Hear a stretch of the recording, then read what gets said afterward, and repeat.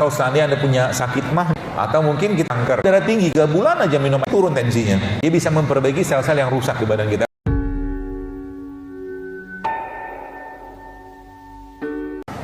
Saudi Arabia atau mungkin Jazirah Arab terkenal dengan kurma, ya. Kurma merupakan tanaman ataupun makanan yang paling baik untuk memperbaiki pencernaan.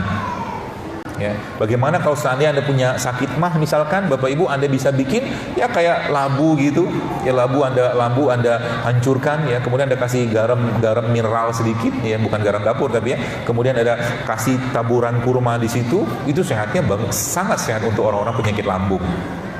Kunyah seperti bubur. Jadi kayak pergedel tapi nggak digoreng. Ya. Atau mungkin kita kurma, itu salah satu kurma. Dan Nabi SAW mengajarkan bagaimana beliau merendam impusan kurma, ya, atau rendam kurma direndam dalam air. Kita kenal dengan impusan water atau impus water, ya. Itu manfaatnya banyak nggak? Oh, Nabi ngajarin pasti baik lah gitu kan. Tapi di sana kan adanya kurma. Apakah kita nggak boleh mengerjakannya itu dengan buah-buahan? Boleh aja. Sainsnya menjelaskan tentang begini. Kita pakai aja apa yang ada di Indonesia, nggak masalah. Di Saudi Arabia, misalkan, atau di Jazirah Arab, di Mekah, Madinah, kelapa susah. Gak banyak tumbuh kelapa, tumbuhnya kurma. Tapi di negeri kita banyak kelapa. Dan kelapa merupakan air yang sangat tinggi asam aminonya. Orang-orang yang darah tinggi, kata guru saya, dan penelitian beliau juga, itu 3 bulan aja minum air kelapa muda, itu turun tensinya. Segitu mudah gitu kan Allah memberikan bahan-bahan tadi untuk kita. Kenapa tidak diberitahu sama Allah? Karena memang belum mau Allah kasih tahu. Mungkin kitanya belum ingat sama dia. Ya. Bahkan yang luar biasa lagi Bapak sekalian, kalau kita bicara kurma madu dengan asam aminonya, ya, dengan mineralnya, vitamin yang luar biasa tinggi, ya. Kurma lah misalkan.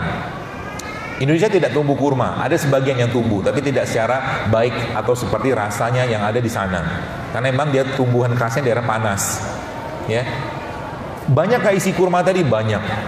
Ya, ada samanya segala macam. Bapak Ibu silakan browsing aja lah. Tapi yang luar biasa lagi, Bapak sekalian, setiap tempat yang Allah ciptakan di sana, negeri-negeri tertentu, ya, itu Allah juga menciptakan banyak sekali tumbuhan-tumbuhan yang sangat bermanfaat untuk digunakan manusia yang tinggal di sana.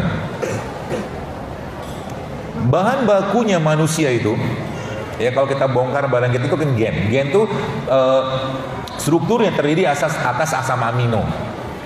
Ya, maka kita banyak sumber asam amino. Ya, dan ada satu produk lokal Indonesia yang sangat tinggi asam aminonya.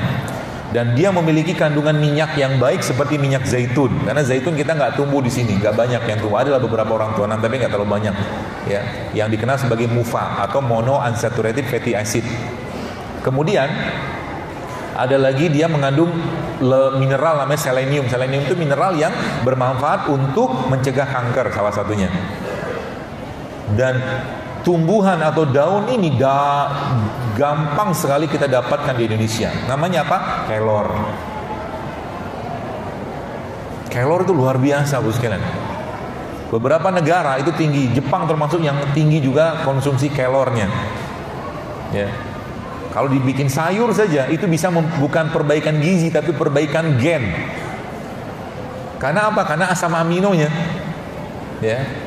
Kelor mungkin ada blender, mungkin kalau blender kita jarang sih ya, tapi kelor kita bikin sayur atau kita bikin bubuk gitu kan, diseduh pakai air, nanti kasih kurma sedikit sebagai pemanisnya, itu luar biasa efeknya ke badan. Dia bisa memperbaiki sel-sel yang rusak di badan kita karena asam amino. Itu baru satu kelor gitu kan, dan banyak lagi yang lain. Sering saya sampaikan bahwa kita 350 tahun dijajah Belanda, yang diambil Belanda apa? Rempah. Ya, rempah tuh harta karunnya kita. Karena di tempat-tempat lain itu nggak banyak yang bisa tumbuh seperti di Indonesia. Bahkan yang luar biasa lagi, Allah Subhanahu Wa Taala menjadikan Indonesia ini, bos sekalian, negeri yang banyak gunung api. Jadi kalau sini ada nggak gunung api? Gunung berapi. Jadi gunung api itu kalau dia meletus, ya, maka dia akan mengeluarkan abu-abu vulkanis segala macam. Itu sangat menyuburkan daerah sekitarnya. Itu sebabnya, ya, rimpang-rimpangan, rempah-rempahan yang tumbuh di sekitar gunung berapi itu punya kandungan mineral yang lebih baik daripada rempah tempat biasa. Dan abu vulkanik itu yang menyebabkan nutrisinya tinggi luar biasa. Waktu di acara di JCC kemarin, saya mendengarkan seorang bapak-bapak, dia petani tomat cherry gitu, diceritakan tomat itu bisa diatur kadar kemanisannya dengan cara memberi nutrisinya yang sesuai. Jadi misalkan kalau dia pengen lebih manis, ditambahkan lagi nutrisinya, tapi nutrisinya organik semua. Ya bisa kayak begitu. Makanya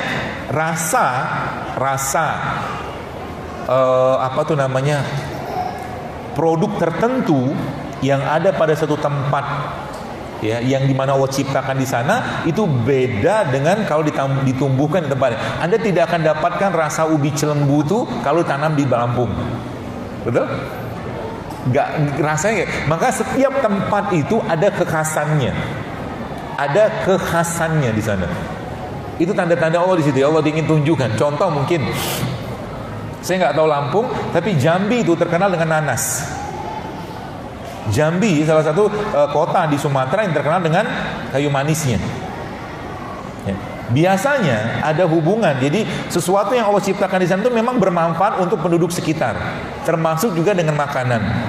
Jadi makanan penduduk lokal atau makanan kayak kita sekarang, ya makanan kita, jangan ngimpor. Maksudnya gini, jadi kalau Anda pengen sehat, ya makan makanan kita. Orang Indonesia dulu makannya apa? Ya karedok, pecel, gado-gado. Kita nggak makan pizza kan? Dan sekian lama makan pizza juga nggak lancar juga bahasa Italinya. Gitu-gitu aja. Nggak ada hubungan sih. Jadi seperti itu, ya. Orang tua kita sudah mengajarkan banyak hal, Bapak sekalian, ya. Banyak hal yang sebenarnya itu kearifan lokal yang kita bisa optimalkan. Dan itulah tanda-tanda. Dan sekalian itu tanda kebesaran Allah Subhanahu Wa Taala kepada kita semua, ya.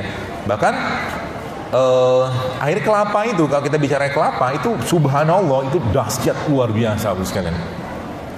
Kalau Anda masukkan air kelapa itu racun, maka racun tadi yang cair gitu akan menggumpal di sana, digumpalkan sama air kelapa.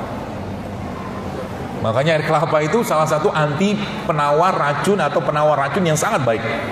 Jadi kalau kita cemplungin misalkan racun tertentu ke situ, dia lama-lama akan tergumpal di situ. Ya. Air kelapa kan banyak. Sayangnya kita minum air kelapa pakai sirup. Hah? Air kelapa yang minum ya pakai madu, pakai kurma, kan bagus. Ya, jadi minum air kelapanya jangan pakai sirup. Ya. Pokoknya yang kemasan-kemasan mulailah dihindari. Yang kemasan-kemasan. Kalau Anda pengen makan jeruk, ya, makalah jangan minum jeruk dalam kemasan. Sekali-sekali silakan lah, tapi bukan untuk tiap hari kita. Kalau makan jeruk, ya makan jeruk aja. Termasuk jeruk-jeruk lokal gitu kan. Kalau di sini ada jeruk lokal, makan jeruk lokal. Ya. Coba Anda lihat jeruk ini. Ini jeruk kan? Nanamnya gimana coba? Jeruk itu yang ditanam apanya? Ini nggak ada bijinya. Terus nanamnya gimana?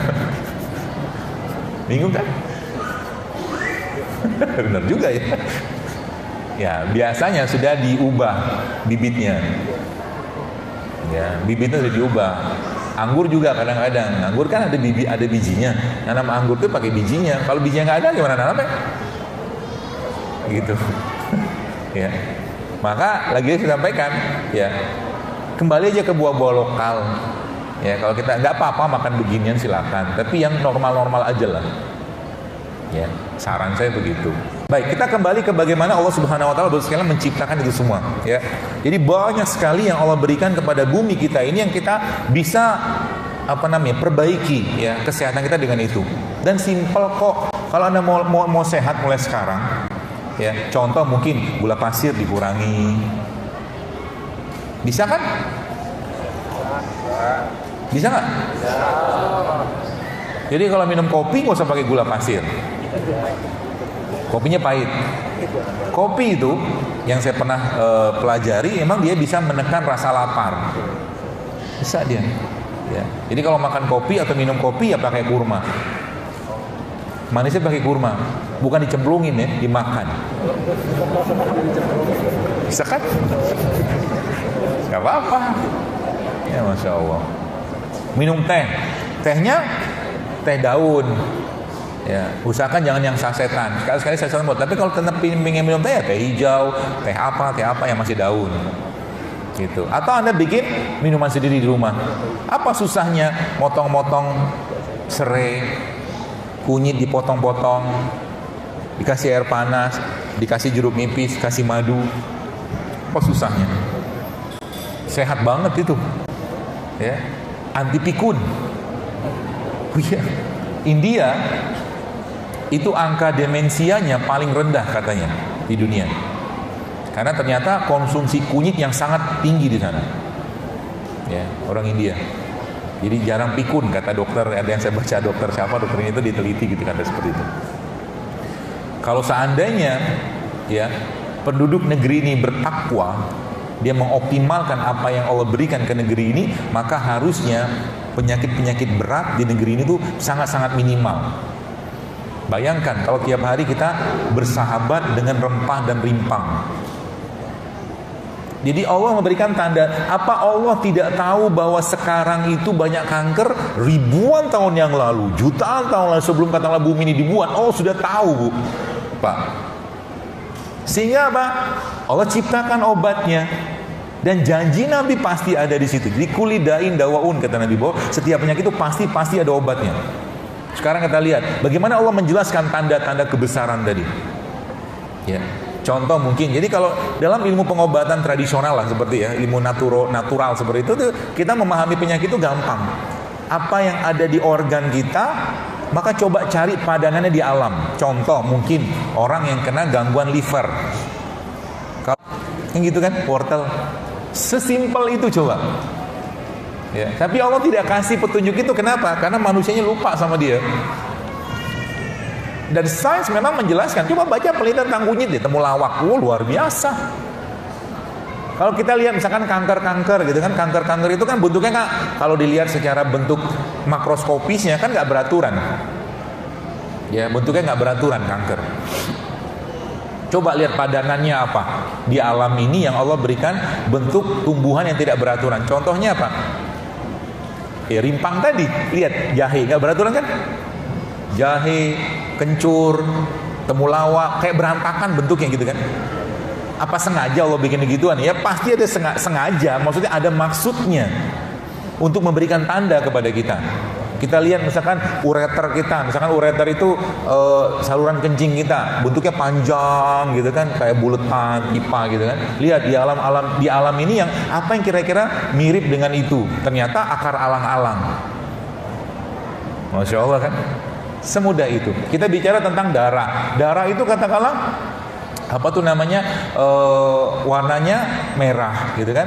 Berarti kita perlu, misalkan kita butuh tambah darah misalkan, ya sudah cari yang di alamnya warnanya merah-merah. Contoh apa? Buah bit misalkan. Gitu. Mudah kan? Mudah sebenarnya.